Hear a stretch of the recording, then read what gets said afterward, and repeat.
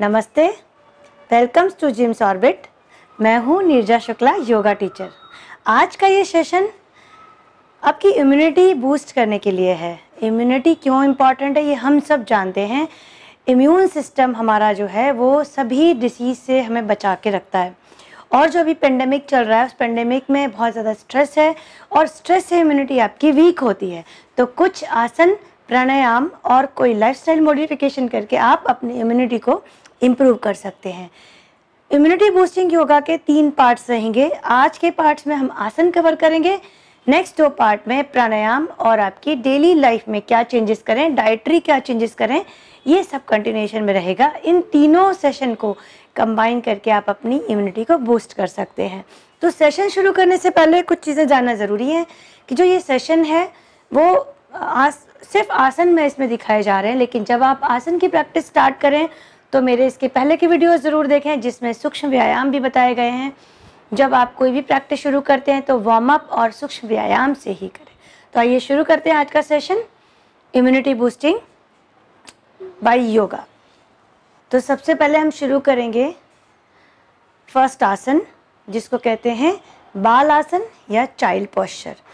Child posture जैसे नाम से ही जानते हैं कि बच्चे के जैसा, बाल मतलब बच्चा, बच्चे के जैसा बिल्कुल सरेंडर कर देना। उसके लिए आपके दोनों पैरों को सीधा रखें, 2 लंबी गहरी श्वास भरें, राइट लेग को बेंड करके अपने हिप के नीचे रख दें और लेफ्ट पैर को भी बेंड करके अपने हिप के नीचे रख दें। वज्रासन कहते हैं, इसमें पहले बैठ जाएं, 2-3 लंबी गहरी श्वास भरें। वज्रासन में बैठने के बाद बैक को स्ट्रेट रखें, नेक को स्ट्रेट रखें, इनहेल करें, श्वास भरते हुए अपने शरीर को पूरा ऊपर की तरफ स्ट्रेच करें। एक्सहेल करते हुए अपने आप को नीचे की तरफ ले आएं। अब ध्यान रखें आपके हिप्स जो हैं वो हील्स पे रहें और सिर को पूरा नीचे लगा दें, हाथों को इस तरह ढीला छोड़ दें। इस पोस्चर में 1 मिनट 2 मिनट से लेके आप जितनी भी टाइम 3 4 5 मिनट भी रिलैक्स कर सकते हैं। ये आसन आपके ब्लड फ्लो को सिर की तरफ लाता है। यहाँ पे थोड़ी देर के लिए रुकें। शुरुआत में आप 30 सेकेंड रुक सकते हैं, उसके बाद आप जितना भी चाहें। जब आप बहुत स्ट्रेस में हो तब भी इस आसन को परफॉर्म करें। अगर आपका पेट दब रहा हो और आपको लग रहा हो कि मेरे से नहीं हो रहा है तो पैरों को थोड़ा खोल दें और फिर अपने गर्दन को इस तरफ रख दें, पेट को बीच में लूज छोड़ दें। फिर इनहेल करते हुए स्ट्रेच करें फुल बॉडी को ऊपर की तरफ, एक्सहेल करके दोनों हाथों को नीचे रख दें। श्वास को लंबा गहरा करें। चाइल्ड पोस्चर या बाल आसन आपको आपके ब्लड फ्लो को जो सिर की तरफ लाता है, इससे आपका स्ट्रेस रिड्यूस होता है। स्ट्रेस बहुत बड़ा रीज़न होता है आपकी इम्यून सिस्टम को वीक करने के लिए। तो जब भी आप स्ट्रेस में हैं तब आप इस आसन को परफॉर्म करें। दूसरा आसन है पीठ के बल लेट जाएं, दोनों पैरों को सीधा कर दें और धीरे से पीठ के बल लेटें। इसको कहते हैं सरल मत्स्यासन, मछली की तरह, लेकिन बहुत सिंपल है ये। दोनों पैरों को सीधा रखा है, हाथों को सीधा रखा है। ध्यान से देखेंगे, इस आसन को भी कोई भी परफॉर्म कर सकता है। बस आपको अपने जो सिर का मूवमेंट है उसका खास ध्यान रखना है। दोनों हाथों को इस तरह से पांचों उंगलियों को फैलाएं और पीछे हाथ से सपोर्ट दें। फिर से देखें, हाथ सीधे करें, इसके बाद हाथों को इस तरह सपोर्ट दें और अपनी गर्दन को पूरा इस तरह से कर्व करें, पीठ से कर्व करें और हाथों को खुला छोड़ दें। आपका जो सिर का टॉप है वो जमीन से टच होना चाहिए। यहाँ पे 10 सेकेंड 20 सेकेंड रुकें, 30 सेकेंड तक भी रुकें। उसके बाद जब आप वापस जाएं, जब आप यहाँ पे पोस्चर में होल्ड कर रहे हैं तो डीप ब्रेथ करें। फिर हाथों को इसी तरह ले जाएं, जमीन पे सपोर्ट दें और फिर पीठ को नीचे रखें। इस आसन को करने के बाद 30 सेकंड से 1 मिनट तक डीप रिलैक्स करें। सरल मत्स्यासन, इस आसन को कोई भी परफॉर्म कर सकता है, लेकिन अगर आपके शोल्डर में पेन है या तो कोई सर्वाइकल का इशू है तो आप इसको ना करें, अदरवाइज कोई भी कर सकता है। इसमें हेड रीजन में ब्लड फ्लो जाने के कारण आपका, एक और बार करें और देखते जाएं इसको।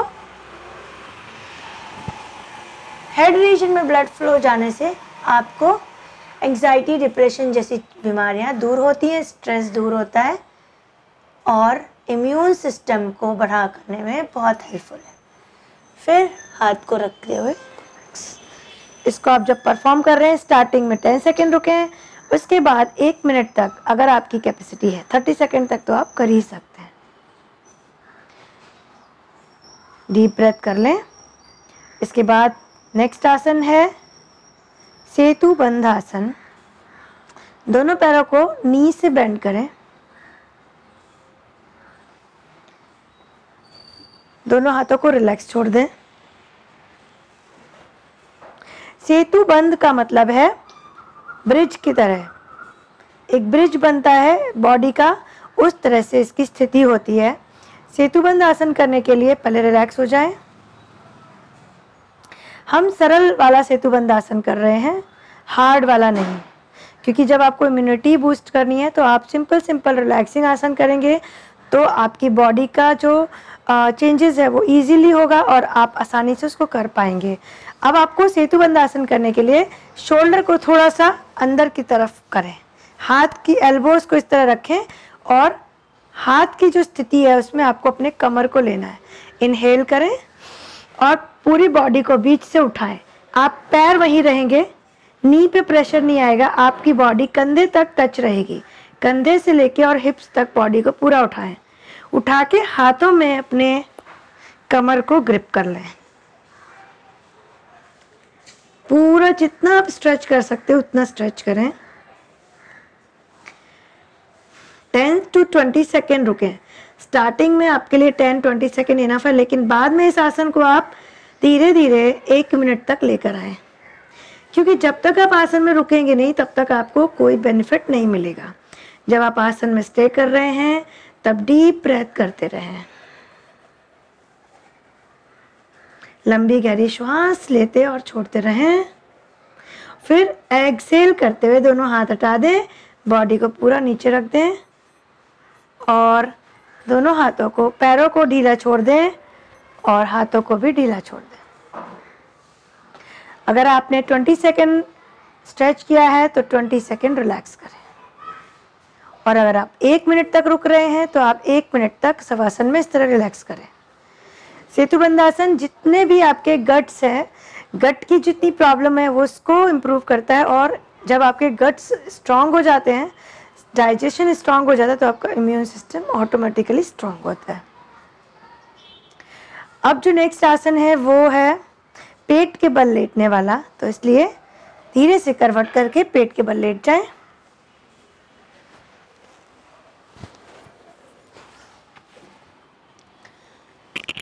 पेट के बल लेट के दोनों हाथों को ढीला छोड़ दें और गर्दन को एक साइड पे कर दें। श्वास को लंबा और गहरा करें और शरीर को पूरी तरह रिलैक्स होने दें। जब शरीर रिलैक्स फील हो जाए फिर दोनों पैरों को घुटने से मोड़ें। दोनों हाथों से अपने एंकल्स को ग्रिप करें। अब ये आसन जिन लोगों को पेट में इशू है, हर्निया का प्रॉब्लम है, या जो भी कोई, अगर कोई ऑपरेशन हुआ है, 6 मंथ नहीं हुए, वो लोग इसको बिल्कुल भी परफॉर्म ना करें। लेकिन जो लोग हेल्दी, इनके पेट में कोई इशू नहीं है, वो लोग इस आसन को जरूर करें। दोनों पैरों को इस तरह से ग्रिप कर लें, एंकल से ग्रिप करें। अगर आपके हाथ नहीं पहुंच रहे तो आप इसको सरल भी कर सकते हैं, यहाँ पे भी ग्रिप कर सकते हैं पंजे से। लेकिन अगर आपके हाथ पहुंच रहे हैं तो आप अपने एंकल से इसको ग्रिप करें। 2-3 श्वास भरें, शोल्डर को रोल करें, इनहेल करते हुए पैर को पूरा ऊपर खींचें। जितना आप खींच सकते, जरूरी नहीं है कि आप पूरा तान लें, आराम से जितना आपसे हो उतना आप ऊपर की तरफ खींचें। और यहाँ पे 10 सेकेंड, फिर 15 और 20 सेकेंड रुकते हुए एक्सेल करते हुए नीचे आए।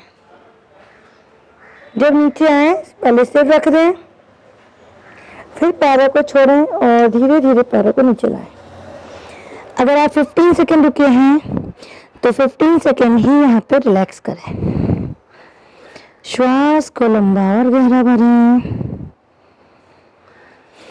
और लंबा गहरा छोड़ें। धनुरासन करने से पेट के जितने भी एलिमेंट्स हैं वो सब दूर हो जाते हैं। आप रिलैक्स करते हुए इसके बेनिफिट सुन लें। मैं एक और बार करके दिखाऊंगी, आप देख सकते हैं। अगर आपको डाइजेशन का इशू है तो धनुरासन से ठीक होता है।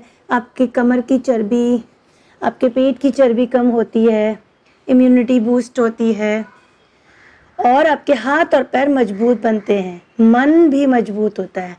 इनहेल करते हुए जितना आप धीरे धीरे प्रैक्टिस करेंगे तो आप पैर को और ऊपर खींच पाएंगे। यहाँ पे 25 सेकेंड तक रुक सकते हैं तो रुकें और फिर एक्सहेल करें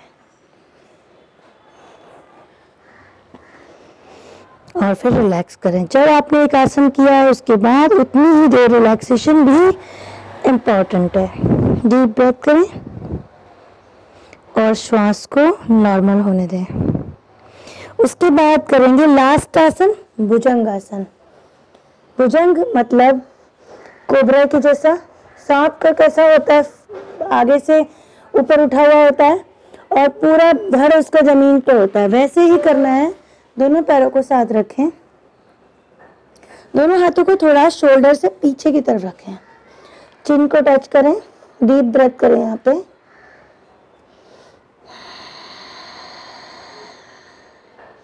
अब इनहेल करते हुए उठाएंगे।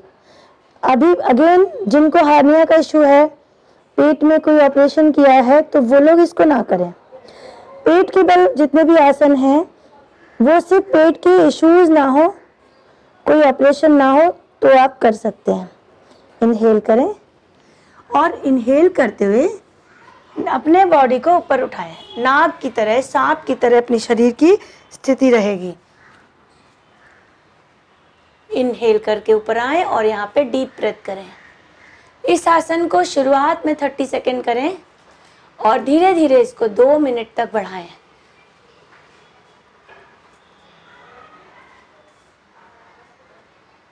जब आप ऊपर रुके हुए हैं तब आप लंबी गहरी श्वास लेते और छोड़ते रहें। फिर जब आपको नीचे आना है तो दोनों हथेलियों पे पूरा वजन लें, हाथों पे, फिर धीरे धीरे एक्सेल करते हुए नीचे आए। याद रखें कि जितनी भी योगासन कर रहे हैं उनमें आपको ब्रीदिंग का खास ध्यान रखना है। कब आपको श्वास भरनी है, कब छोड़नी है, कब नॉर्मल श्वास लेनी है, ये आपको जानना बहुत ज़रूरी है। दोनों हाथों को ढीला छोड़ दें और पैरों को भी ढीला छोड़ दें और रिलैक्स करें। भुजंग आसन से आपके जो पेट के इश्यूज हैं वो दूर होते हैं। स्पाइनल नर्व्स को और स्पाइनल जो कॉलम है उनमें फ्लेक्सिबिलिटी आती है, स्पाइनल कॉर्ड आपकी फ्लेक्सिबल बनती है तो आपका मन भी शांत होता है, ब्रेन भी रेगुलेट होता है और आपकी इम्यूनिटी बूस्ट होती है।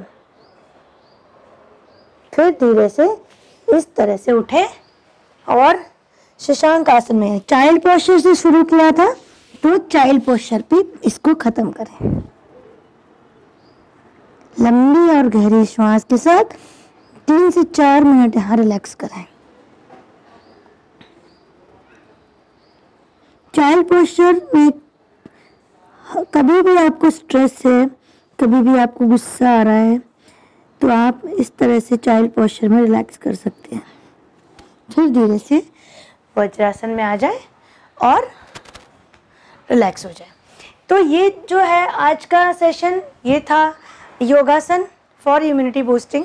नेक्स्ट सेशन में आपको बताऊंगी कौन से प्राणायाम और ब्रीदिंग करें इसके बाद, क्योंकि पहले सूक्ष्म व्यायाम करें, फिर आप आसन का अभ्यास करें, फिर प्राणायाम का अभ्यास करें और लास्ट में मैं बताऊंगी कि आप अपने डाइट में क्या चेंजेस करें और किस तरीके की डाइट लें और क्या लाइफस्टाइल में चेंजेस करें जिससे आप अपनी इम्यून सिस्टम को स्ट्रॉन्ग कर सकते हैं। हम सभी जानते हैं ये पेंडेमिक का टाइम है और अब ये पेंडेमिक घर घर मूव कर रहा है, कोरोना वायरस घर घर जा रहा है, तो इससे आप आसानी से निजात तभी पा सकेंगे जब आपकी इम्यूनिटी अच्छी होगी। आपको मेडिसिन तभी असर करेंगी जब आपकी इम्यूनिटी अच्छी होगी। तो और भी जो कोरोना के अलावा भी बहुत सारी जो बीमारियां हैं, उन बीमारियों में भी आपकी इम्यून सिस्टम का स्ट्रॉन्ग होना बहुत इंपॉर्टेंट। तो स्टे ट्यून। अगर आपको ये वीडियो अच्छा लगा है तो प्लीज़ ज़रूर लाइक शेयर करें और अपने फीडबैक्स कमेंट सेक्शन में ज़रूर दें। नेक्स्ट सेशन में कौन से प्राणायाम हैं उसको लेकर आऊँगी। तब तक के लिए नमस्ते।